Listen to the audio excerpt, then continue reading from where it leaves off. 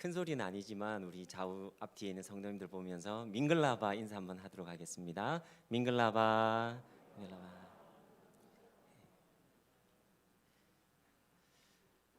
여러분 이 자리가 너무 그리웠고 또 사모했었습니다. 그래서 저도 미얀마에서 온라인으로 예배를 이렇게 같이 드리곤 했는데 또 인터넷 사정이 좋지 못하다 보니까 자주 끊기고 막 이러는 거예요. 그래서 목사님 참 은혜로운 말씀을 외칠 때 딱 끊기고 이럴 때는 참 이렇게 좀 아쉽더라고요. 2년 7개월이 지났고 이제 8개월이 되었네요. 그래서 시간이 참 빠르다라는 것을 느끼는데 이렇게 우리 사랑하는 성도님들 마스크 쓰고 이렇게 앉아 있으니까 더 이뻐 보이기는 한데 이렇게 더 가까이 이렇게 교제하지 못해서 아쉬운 마음이 있습니다. 늘 많이 기도해 주시고 또 섬겨 주시고 해서 너무 감사드리고요. 제가 생활하는데 좀 어려움도 있지 않겠습니까? 선교지다 보니까 그때마다 우리 성도님들 기도해 주시는 거 너무 이렇게 피부로 와닿을 정도로 느낄 수가 있었습니다. 금요 기도회 때 그리고 새벽마다 이렇게 기도해 주셔서 너무 감사드립니다. 헌신 예배지만 오늘 미얀마에 대해서 잠깐 이제 선교 보고를 하고요. 그리고 말씀 나누도록 하겠습니다. 작년에 저희 선교사님들 몇 분이 또 미얀마를 좀 알려야겠다라고 해서 미얀마 소개 동영상을 만들었거든요. 작년 가을에. 그래서 미얀마에 대해서 먼저 영상을 한번 보도록 하겠습니다. 황금빛 사원으로 유명한 미얀마는 오랫동안 군부 독재로 인해 외부와 담을 쌓고 고립돼 왔는데요. 최근 특히 미얀마는 석유부가 5,600만 미얀마에선 요즘 한국 미얀마 역시 물자 지원국이었습니다. 아웅산 묘역에서 있었던 17명이 희생된 아웅산 미얀마 총선 민족 민주동 민주화의 길로 들어섰습니다. 중인 문재인 대통령이 아웅산 수치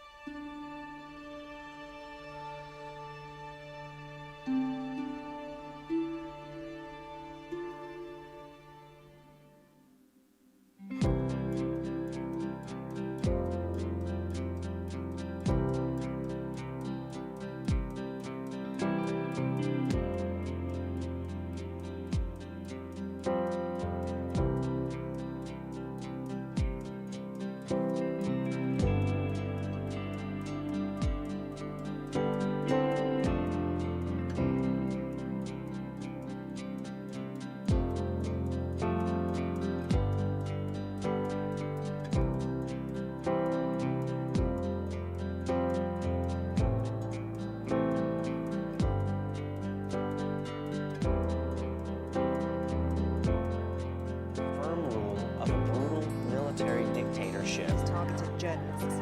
He told Al Jazeera that it was difficult to tell reporters from demonstrators once police tried to disperse the protests.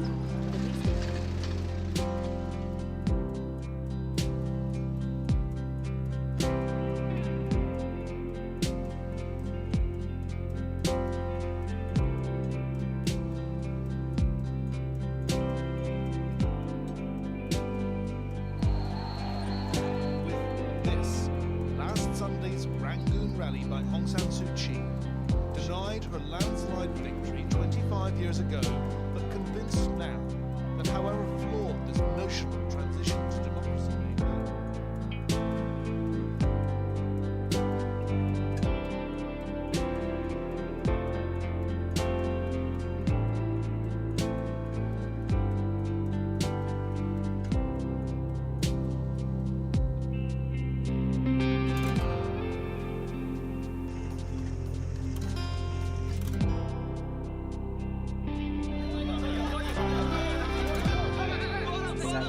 in prison for allegedly. Soon left and right, a tide the largest will soon become the big.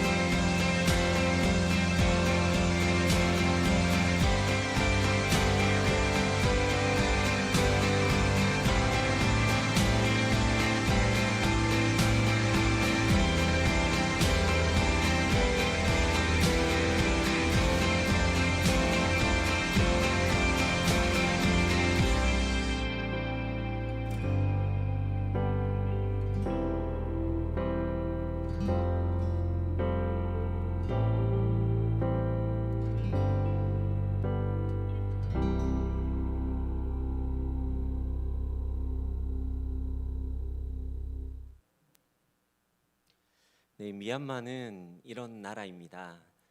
하루하루가 다르게 바뀌어져 가고 있고요. 미얀마는 중간이 없는 나라예요. 사실 쌀 농사 1차 산업을 기반으로 하는 나라인데 지금은 4차 산업혁명 시대에 이 많은 문물들이 지금 또 들어오고 있고, 그래서 어떤 과정 없이 빨리빨리 변하는 그러한 나라입니다. 이때 하나님 복음이 가장 필요한 것 같아요.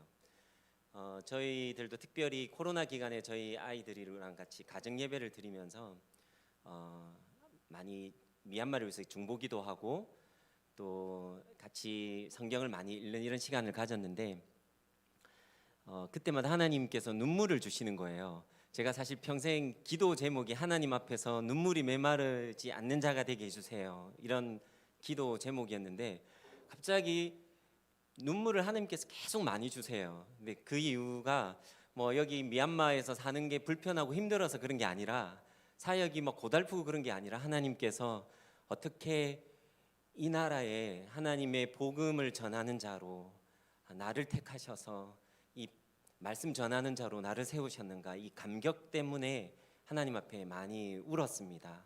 부족한 자를 세우셔서 하나님의 나라를 선포하게 하시고 복음을 전할 수 있는 이 귀한 자리에 저를 세워주신 거에 대해서, 저희 가정을 세워주신 거에 대해서 많이 감격이 되어서 많이 울었습니다. 영상을 보니까 저도 빨리 다시 미얀마로 가고 싶은데요. 여러분, 우리가 부르심의 자리에 있을 그때가 가장 행복한 자리입니다. 때로는 불편하고 뭐 부족한 것이 많이 있지만 하나님이 부르신 그 자리에 서 있는 그때가 가장 행복한 순간이거든요. 그래서 저는 빨리 또 새로운 주님 주시는 행복을 찾아서 빨리 미얀마로 돌아가고 싶은데 7월 1일 날 공항 문이 열린다고 했는데 지금 7월 말까지 다시 닫혔습니다. 그래서 8월에 다시 열릴지를 기도하면서 지켜보고 있습니다. 이것을 위해서 기도해 주시기를 바랍니다. 미얀마의 소개는 잠깐 드렸고요. 저희 가족들 그리고 제가 했던 뭐 생활했던 것들 잠깐 사진을 보면서 빨리 설명드리도록 하겠습니다. 예, 도착하고 나서 3일 뒤에 이제 미얀마의 상징인 그 쉐다곤 파고다라고 있습니다. 아주 웅장하고요. 이곳에 가면은 이 나라의 불교가 얼마나 강력한지를 경험할 수 있습니다. 너무 웅장하고 금으로 이렇게 둘러져 있고요. 수많은 보석들이 저 위에 꼭대기에 탑에 이렇게 보관이 되어져 있습니다. 많은 사람들이 이곳 옆을 지나가기만 해도 기도하고요. 택시 안에서든 버스 안에서든 이곳을 바라보면서 기도하는 그런 불자들의 성지입니다. 예, 이곳에서 저희가 도착한 뒤 3일 만에 저희들이 이제 방문을 하고 기도하는 시간을 가졌는데, 근데 이제 한국에서 저희가 도착 한 달 전에 짐을 보냈거든요. 근데 이제 이 박스로 한 10박스 정도를 보냈는데 태국의 배로 도착해서 육로로 미얀마로 들어오는 그런 짐을 받아야 되는데 사실 저희 짐 77박스가 도난을 당했어요, 중간에. 그래서 저희 어머님이 사주신 이불이랑 아이들 또 이제 여름 옷이랑 이런 것들을 다 도난 당한 거예요. 사실 저는 성도님들 마음 아파 하실까봐 또 가족들에게조차 이것을 알리지는 않았습니다. 그래서 사실 처음에 생활하는데 좀 불편한 것들이 많이 있었습니다. 처음에는 그 캐리어 위에다가 있잖아요. 옆에 선교사님이 밥을 해줘가지고 그 김이랑 참치, 그다음에 스팸은요 그분들 만드신 분들한테 상을 줘야 돼요. 제가 생각할 때. 그렇게 이제 며칠을 밥을 먹는데 또 전기는 하루에 한 2-3번 정도 나가거든요. 예. 그런데 그 시간이 까마득하게 벌써 이제 3년 가까이가 되었습니다. 예. 근데 사람 사는 곳이고요. 우리 성도님들이 너무 고생 많이 하셨죠라고 이렇게 인사해 주시는데 불편한 거는 사실 많이 있어요. 물도 그렇고 전기도 그렇고 막 이렇게 갈 데가 또 별로 없어요.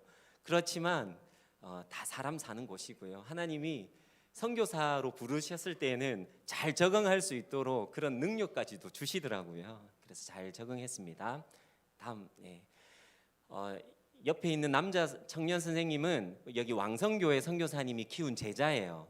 중학생 때 데려와서 기숙사에서 제자 훈련을 시켜가지고 대학까지 나오게 해서 지금 선교사님들한테 언어 훈련을 이렇게 이제 시키고 있는데 저도 이 청년 선생님한테 언어를 배웠고 또 옆에 있는 여자 선생님은 대학교 교수님이세요.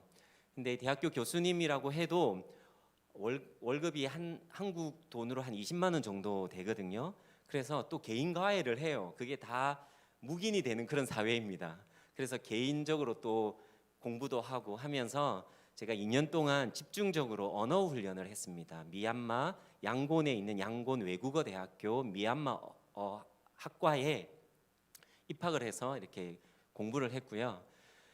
우리 혹시 청년들이나 청소년들 중에 뭐 미얀마에 비전이 있는 친구들은 사실 서류만 제출하면 양곤 외국어 대학교, 미얀마에서는 엘리트들이 가는 그런 학교거든요.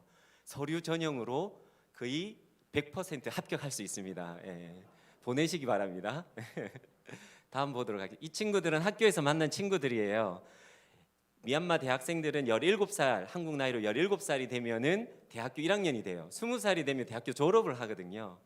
처음에 남자 이 친구는 버스에서 만났습니다.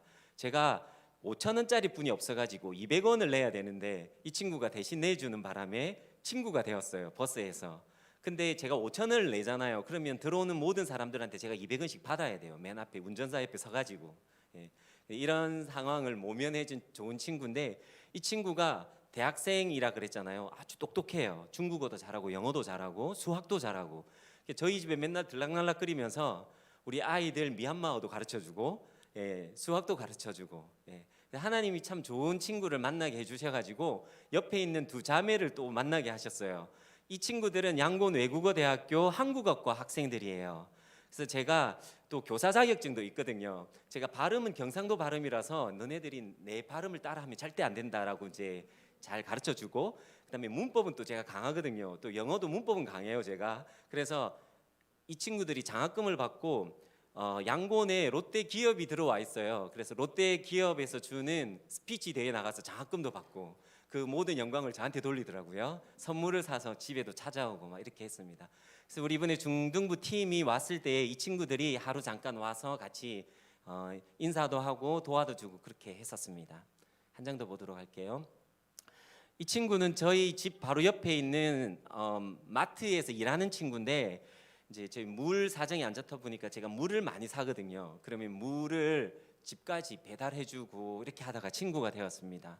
제가 그러면은 1,000원이나 이렇게 팁을 주려고 해도 팁 문화가 조금 있어요. 외국인들한테는, 부자들한테는 팁 받는 걸 당연하게 생각을 해요. 그래서 주면 절대 안 받아요. 그냥 자기가 좋아서 이렇게 한국을 좋아하는 친구고, 그래서 제가 한국 선교사님이 세운 현지 교회를 데리고 갔습니다. 근데 이 친구가 부모님이 완전 불자인데도 불구하고 찬양의 은혜를 받은 거예요. 찬양이 너무 감동이 돼가지고 교회를 지금도 계속 다니고 있습니다.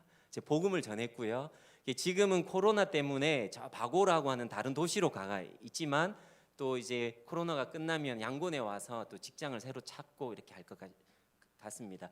이름이 예인이라고 하는 친구예요. 그래서 제가 너는 예수님의 사람이다. 너의 이름의 뜻은 이렇게 계속 세뇌를 시키고 있습니다. 다음 보도록 할게요.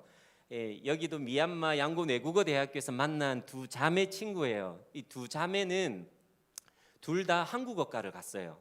아이돌을 너무 좋아해가지고 한국 드라마를 너무 좋아해가지고 이제 한국어를 전공을 하게 되고 똑똑한 친구들이고 이 미얀마의 중산층 가정입니다. 근데 미얀마는 서로 친구가 되면은 자기 부모님도 소개시켜주고 삼촌도 이모도 다 소개시켜주는 이런 가족 문화예요.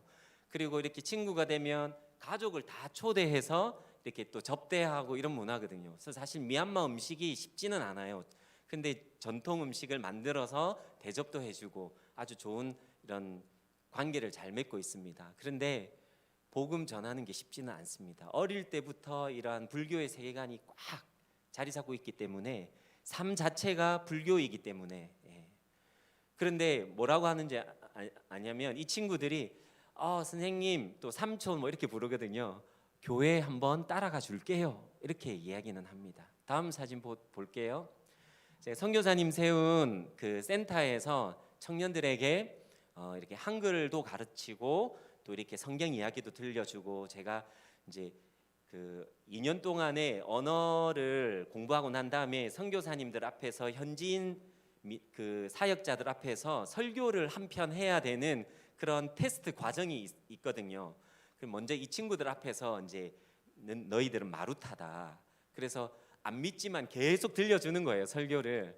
그렇게 해서 한글도 가르치고, 남자 친구들은 한글을 배워서 그 EPS라고 하는 한국어 근로자 시험이 있어요. 그 근로자 시험을 쳐서 한국에 와서 근로자가 되는 게 꿈인 친구들입니다. 이 친구들 중에는 대학교를 다니는 친구들도 있어요. 대학교 졸업한 친구들도 있고. 근데 이제 마땅한 일자리가 없다 보니까 미얀마에서 취업을 하면은 뭐 20만 원, 15만 원 이렇게 월급을 받으니까 한국에 오면은 최저 시급 이상의 월급을 받을 수 있잖아요. 최소 3년에서 6년까지 이렇게 받을 수 있어요. 그러니까 한국에 오고 싶어 하죠. 그래서 한국 선교사님이 뭐 이렇게 한글 가르쳐 준다, 한국 사람이 떴다 이러면 마을 사람들이 막 몰려드는 이러한 진풍경이 연출됩니다. 그러니까 복음 전할 수 있는 하나님께서 뭐랄까 모든 작업을 다 해놓으신 것 같아요. 한 장 더 넘겨주세요. 여기도 다른 클래스에 있는 친구들이랑 같이 공부하고 사진 찍었는데, 여학생들은 너무 한국 스타들 있잖아요. 연예인들을 너무 좋아해요. 그래서 한국어 배우고 싶어 하고 한국말 되게 잘하는 친구들도 많이 있습니다. 이 친구들이랑 같이 교제도 하고 같이 운동도 하고 같이 맛있는 거 먹으러도 다니고 이러한 시간들을 하면서 보내었습니다. 그리고 또 제가 2년 7개월 동안 한 것이 있는데, 그것이 바로 다른 지역으로 정탐을 하는 것이었습니다. 다음 사진 보여주세요. 아까 영상에서도 나왔는데요, 미얀마에는 수많은 종족들이 있습니다. 우리는 한민족이잖아요. 하나의 민족, 배달의 민족. 그런데 미얀마의 종족은요 135개의 종족이 있습니다. 근데 그 종족 중에서 200년 전에 복음이 들어와서 이제 예수님을 믿는 그러니까 20% 이상의 그 복음화율을 나타내는 종족이 있어요. 그렇지만 그 종족은 아주 소수 종족이고요. 이 종족들은 나라에서 영향력이 없는 종족들입니다. 그리고 이 주종족인 버마 종족과 사이가 좋지가 않아요. 그러니까 전도를 하지 않습니다.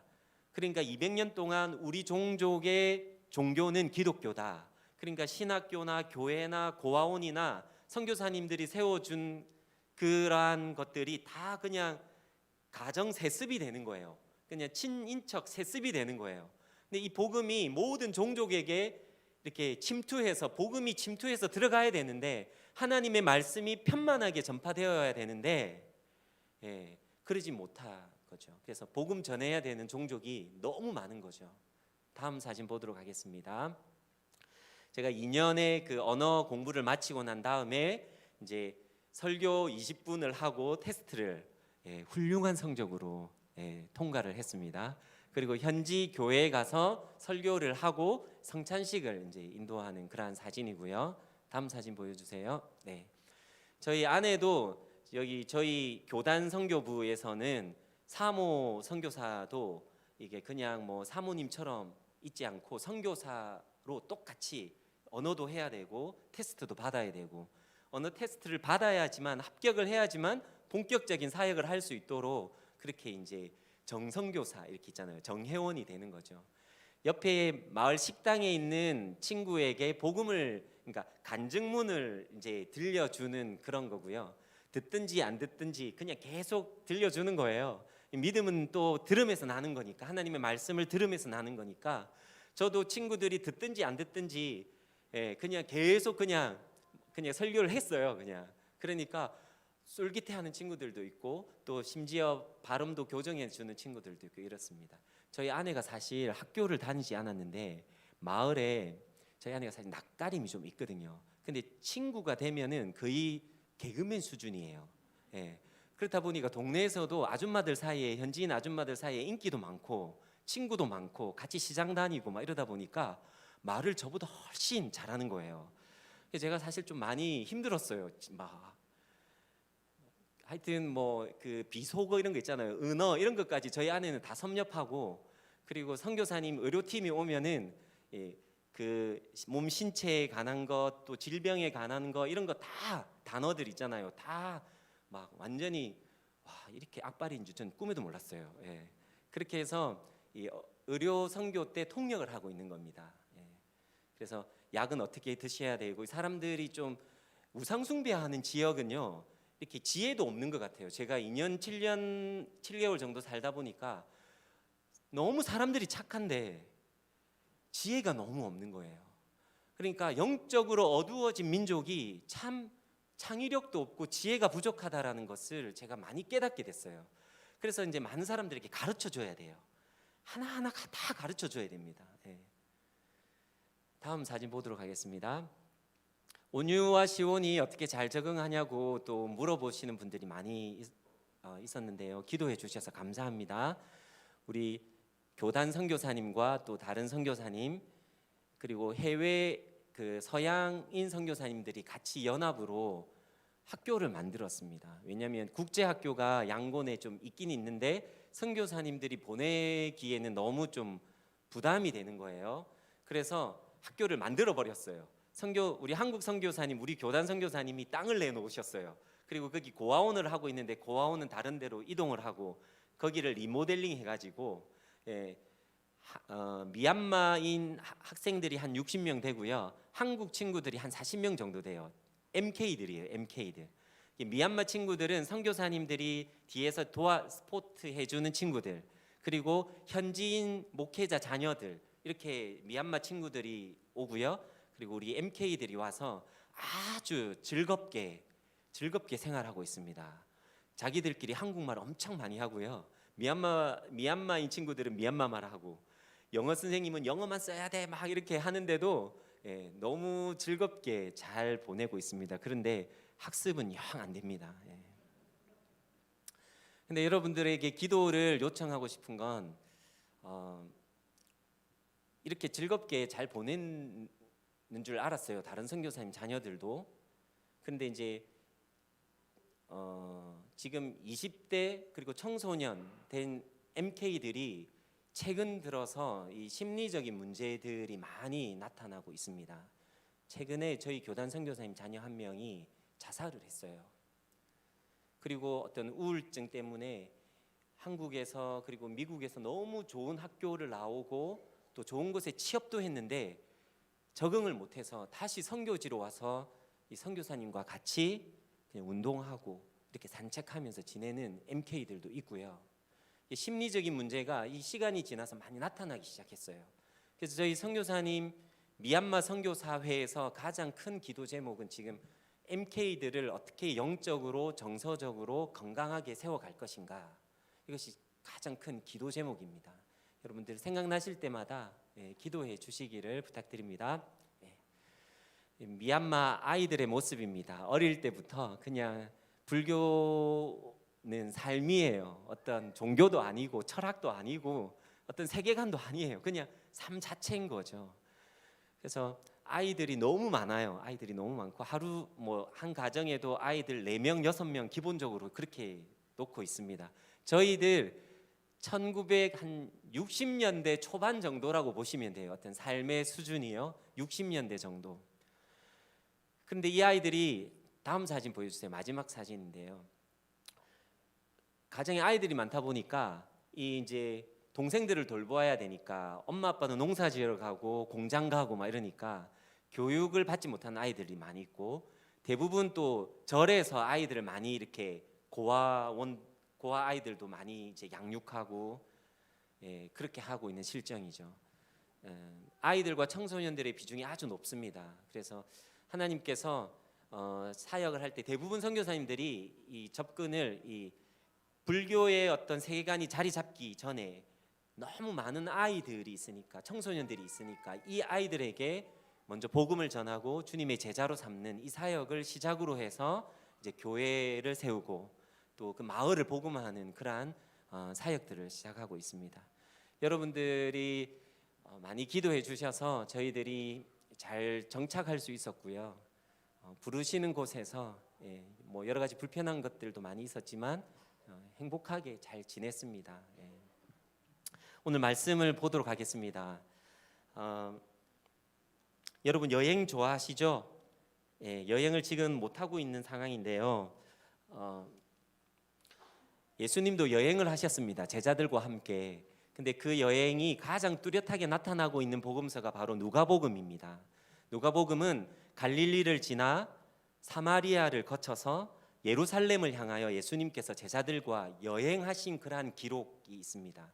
그런데 예수님께서 하신 여행은요, 우리가 좋아하는 것처럼 좋은 곳에 가서 좋은 구경하고 잘 쉬고 먹고 하는 그러한 여행이 아니라 예수님이 택하신 자를 만나시고 고치시고 하나님의 말씀을 선포하시고 예수님을 따르는 제자로 세우는 그러한 여행을 하셨습니다. 그리고 예수님의 여행의 목적지는 바로 예루살렘이었는데 예루살렘에 가면은 예수님은 십자가에 달리신다라는 사실을 알고 계셨어요. 그러니까 죽음을 향하여 걸어가신 그 여행이 누가복음에 잘 나와 있는 거죠. 여러분 57절 첫머리에 길 가실 때에라고 되어져 있습니다. 여러분 우리 인생도 성경에 보니까 나그네 삶 그리고 안개와 같은 삶이다라고 표현하고 있지 않습니까? 선교지에서 보니까 참 삶이 참 나그네 삶이구나라는 걸 더 많이 느끼게 되었습니다. 여러분 나그네 늘 짐을 싸야 되고 또 짐을 풀어야 되고 우리의 최종 목적지는 하늘나라인데 이 땅이 우리의 목적지가 아니잖아요.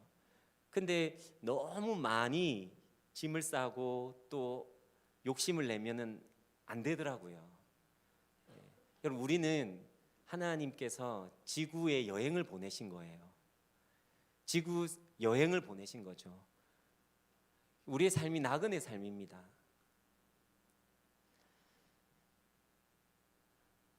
하나님 나라를 향해서 목적지를 향해서 때로는 이 여행이 고달프더라도 우리는 이 지구 여행을 해야만 하는 것입니다. 그래서 너무 욕심내지 마세요, 여러분. 가볍게 짐을 싸시고 하나님이 원하신 이 하늘나라를 향한 여행을 여러분 정말 성공적으로 마치시기를 주님의 이름으로 축복합니다.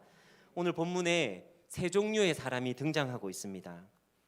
첫 번째는 자기가 예수님을 따르겠습니다라고 그렇게 자원하는 사람인데요. 우리 57절, 58절 우리 같이 한 번 더 읽어보도록 하겠습니다. 시작. 길 가실 때에 어떤 사람이 여짜오되 어디로 가시든지 저는 따르리이다. 예수께서 이르시되 여우도 굴이 있고 공중의 새도 집이 있으되 인자는 머리 둘 곳이 없도다 하시고 예수님이 가시는 곳 어디든지 따르겠다라고 말하는 이 사람 여러분 마태복음에 보니까 이 사람의 직업이 바로 서기관인 것을 알 수 있습니다. 종교 지도자예요. 종교 지도자, 성경을 기록하고 가르치는 사람이었거든요. 서기관. 그런데 이 사람이 예수님이 어디로 가시든지 저는 따르겠습니다라고 그렇게 고백을 하는 거예요. 그런데 예수님이 뭐라고 말씀하십니까? 여우도 굴이 있고 공중의 새도 집이 있으되 인자는 머리 둘 곳이 없다라고 그렇게 말씀하고 있습니다. 이런 미물들, 들짐승도 잠자고 쉴 수 있는 그런 아늑한 공간이 있는데 나는 쉴만한 곳, 내가 안정감을 가지는 그러한 공간이 없다라고 그렇게 말씀하십니다. 여러분, 주님을 따르겠다라고 말하는 이 사람에게 예수님은 왜 이런 대답을 하고 계실까요? 저는 그래서 생각해 보았어요. 이 종교 지도자, 머리가 좋지 않겠습니까? 그리고 어쩌면은 오병이어의 기적과 같은 예수님께서 큰 기적 행하시는 것을 보았어요. 그리고 예수님이 사람을 고치시는 것도 보았을 것입니다. 많은 사람들이 예수님을 따르는 것을 보았어요. 예수님의 인기가 엄청 많이 올라갔습니다. 예수님이 지지도가 엄청 올라갔었거든요. 그러니까 이 사람은 어쩌면 예수님께서 예루살렘에 올라가시면 이 부패한 헤롯 정권을 몰아내시고 왕이 될 수도 있겠다라고 생각을 했던 것 같아요. 그래서 예수님께 줄을 잘 서면은 내가 좀 인생이 좀 풀리지 않을까? 좀 출세하지 않을까? 이런 생각을 했던 것 같아요.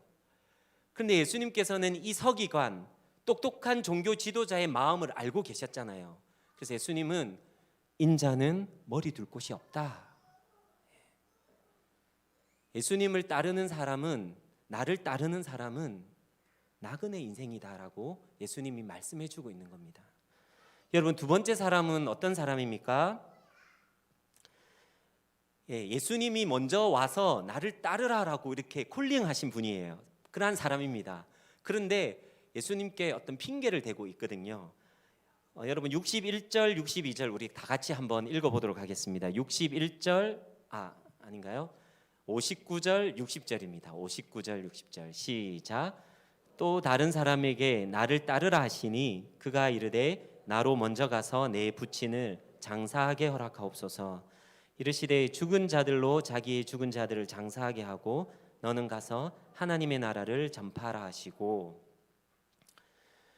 여러분 베드로와 요한을 예수님이 부르실 때에 베드로와 요한은 즉시로 배도 내려놓고 그물도 내려놓고 심지어 아버지도 내려놓고 예수님을 즉각적으로 따라갔던 것을 우리는 복음서에서 읽어보았습니다. 그런데 이 사람은 아버지가 나이가 많이 드셔서인지 아니면 아버지가 병세가 있으신지는 잘 모르지만 아버지 장사 지낼 것을 걱정하고 있어요.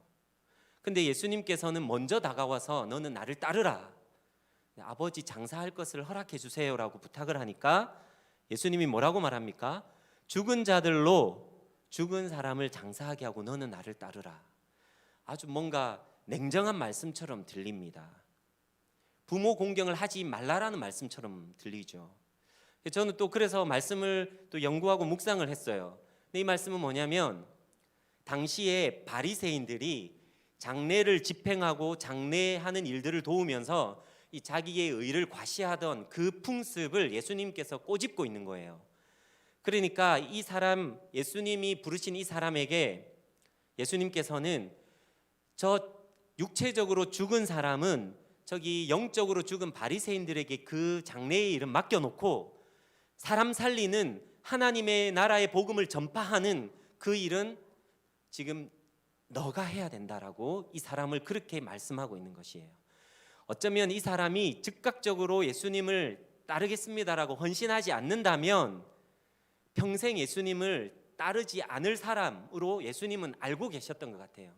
그래서 이 말씀은 여러분 부모를 공경하지 말라라는 말씀이 아니고 하나님 나라의 복음을 전파하는 것보다 더 가치 있고 귀한 일은 없다라고 말씀해 주고 있는 것입니다. 여러분 저도 제가 예전에 파송할 때 말씀드렸지만 가덕도, 부산에서는 지금 요즘 신공항이 뭐 어떻게 되니 하면서 되게 좀 뜨고 있는 지역인데 가덕도 섬에서 막내 아들로 귀하게 태어났습니다. 근데 가난했어요. 근데 저희 어머니는 40대 과부가 되셨습니다. 그러니까 저희 어머니가 너무 고생하면서 자녀들을 양육하시고 키우셨거든요. 이번에 제가 고향에 갔다 왔는데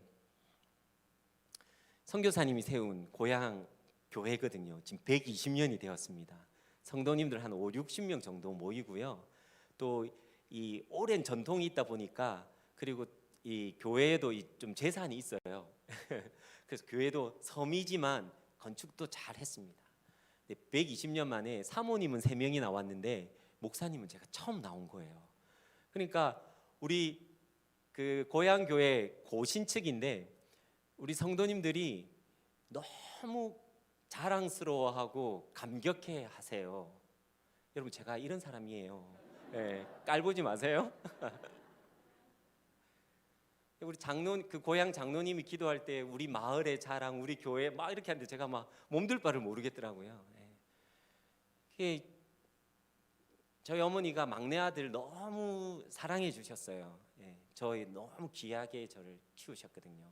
그래서 제가 집안일 별로 하지 않습니다. 저희 아내는 막내한테 절대 저희 딸 시집 보내지 않겠다고 뭐 이제 이렇게도 이야기하는데요.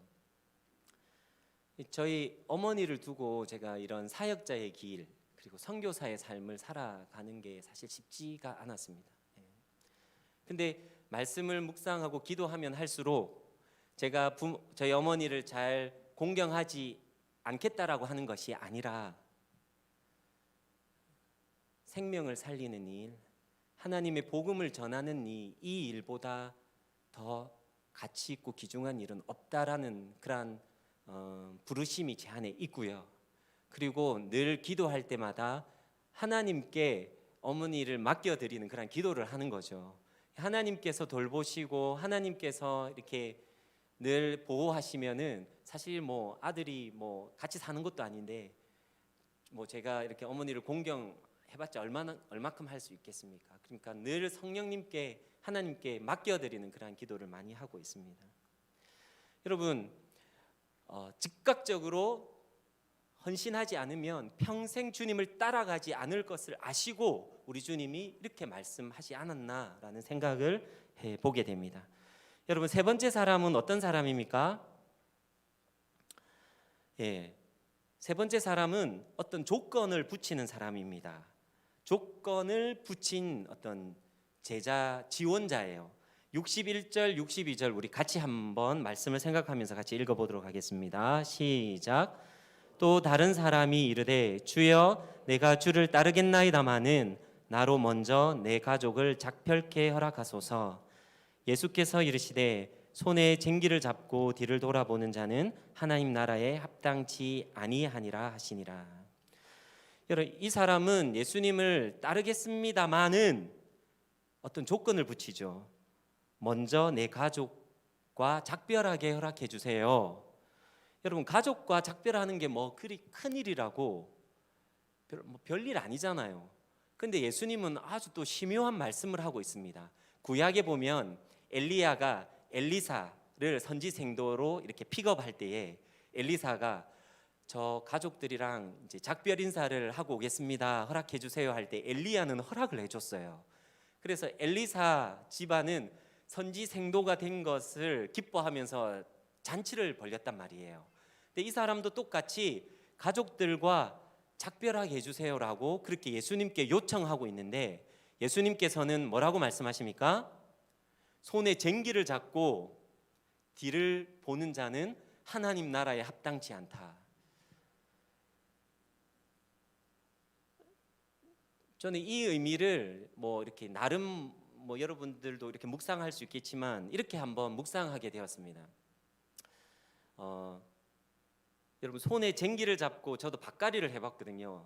손에 쟁기를 잡고 밭을 갈 때에는 이제 베테랑 이 농부들은 뭐 옆을 보기도 하고 하지만 이렇게 앞을 곧장 봐야지 밭 고랑이 이렇게 수평으로 깨끗하게 이렇게 갈리지 않겠습니까? 근데 옆을 본다거나 뒤를 보면은 이렇게 삐뚤삐뚤하게 밭갈이가 되어지는 거죠. 그러니까 주님이 말씀하시는 거는 뭐 가족 작별도 좋은데 나를 따르는 사람은 앞만 보고 가야 된다라고 말씀하시는 거예요. 주님 중심으로 주님만 보고 주님만 따라가야 된다라고 말하는 것이죠. 이렇게 예수님을 따르는 삶이 그렇게 여유 있는 삶이 아니다라고 하는 걸 말씀해 주는 거예요. 내가 먹고 싶은 거 다 먹고 하고 싶은 거 다 하고 보고 싶은 미스터 트롯 다 보면서 그렇게 예수님의 참된 제자가 될 수 없다라고 말하는 거예요. 예수님의 제자가 되는 것이 그렇게 호락호락하지 않다라는 것을 말씀해 주고 있지 않나 생각해 보게 되었습니다. 가족과 작별할 때에 또 인정에 이끌려서 연약한 마음 때문에 주님을 따르지 않을 것을 아시고 주님이 이 사람에게 그렇게 강하게 말씀하시는 거예요. 우리가 때로는 사탄이 사람들과의 어떤 인간적인 정 때문에 그리고 우리 나약한 마음을 이용해서 우리가 주님을 올곧게 따라가지 못하는 삶으로 그렇게 유혹할 때가 많이 있지 않습니까? 예수님께서는 그 사람의 마음을 그렇게 읽고 계셨던 것 같아요. 그래서 이렇게 말씀하시는 거예요. 손에 쟁기를 잡고 뒤를 돌아보는 자는 하나님 나라에 합당치 않다라고 그렇게 말씀하는 것입니다. 제가 2년 6개월, 7개월 만에 와서 우리 이런 어려운 시국에 우리 성도님들께 위로의 말씀, 축복의 말씀을 해드리고 싶지만 또 우리 8여전도의 우리 여전도의 회원들에게 이렇게 평안의 말씀을 전하고 싶지만 오늘 우리 주님이 우리 모두에게 요구하는 이때야말로 우리에게 요구하시는 것이 바로 이 제자의 도에 대해서 말씀하시지 않나 생각을 합니다. 한국이 너무 좋아요. 너무 발전됐어요. 저희 집에는 미얀마에 TV도 없기 때문에 저희 아내는 선교관에 와가지고 홈쇼핑을 보면서 막 은혜를 받기 시작하는 거예요. 그리고 그 선전 있잖아요. 광고 TV 광고도 너무 재밌대요, 막. 예. 그만큼 여러분 사실 너무 편리하잖아요. 발전되었잖아요. 세계 10위 안에 드는 그런 선진국이잖아요. 근데 여러분 나라가 발전하면 발전할수록 더 긴장해야 돼요. 지금 차별금지법이니 뭐 학생 인권 조례니 하나님의 말씀 위에 여러분 인본주의의 어떤 사상이 더 지배하려고 하는 그러한 시대에 우리가 살아가고 있는 거죠. 여러분들이 더 깨어 기도해야 돼요. 더 제자의 길을 걸어가야 됩니다. 더 핍박이 많을 거예요. 더 어려움이 많을 겁니다. 하나님 앞에 예배에 나오는 게 더 힘들어질 거예요. 강단에서 진리를 외치는 것이 더 힘들어질 거예요. 근데 미얀마는 지금이 사람들이 몰려오는 때거든요. 예. 여러분 제자의 길을 걸어가는 것이 쉽지 않습니다. 원하는 거 다 하면서 제자의 길 걸어갈 수 없어요. 우리가 원하는 대로 다 하면서 주님의 몸된 교회를 아름답게 세워갈 수가 없습니다. 주님의 사명, 받은 사명대로 살아갈 수가 없어요. 그래서 우리는 다시 각성해야 됩니다. 다시 하나님 앞에 엎드려야 돼요. 다시 하나님, 주님을 향한 하나님의 임재를 향한 기름 부으심을 향한 그 갈급함, 잃어버린 눈물, 여러분 지금 우리가 회복해야 돼요. 주님 올곧게 주님 따라가겠습니다. 여러분 이 제자들이 제자로 콜링받은 이 세 사람이 예수님을 따라갔는지 안 따라갔는지 몰라요. 그런데도 예수님은 70인 제자들을 세우시고 12제자를 세우시고 하나님 나라에 하실 일들을 하셨단 말이에요. 여러분 우리가 주님 앞에 무릎 꿇고 헌신하지 않으면 우리 주님은 다른 사람 세워서 하실 거예요. 그러니까 주님이 다른 사람 더 귀하게 사용되어지는 것보다 우리 인해교회 성도님들, 우리 인해교회가 사용되어져야 되지 않겠습니까? 우리 8여전도의 회원들이 사용되어져야 되지 않겠습니까? 이 사람들이 주님을 따랐는지 우리 성경은 기록하고 있지는 않지만 저 무리의 대열에 합류해서 예수님을 십자가에 못 박으라고 그렇게 변심했는지도 모르겠어요. 여러분 우리가 다시 한번 주님 앞에 나아가서 주님 우리의 삶을 드리면서 여기 평생의 삶을 살아오신 우리 귀한 권사님, 집사님, 장로님 계신데요.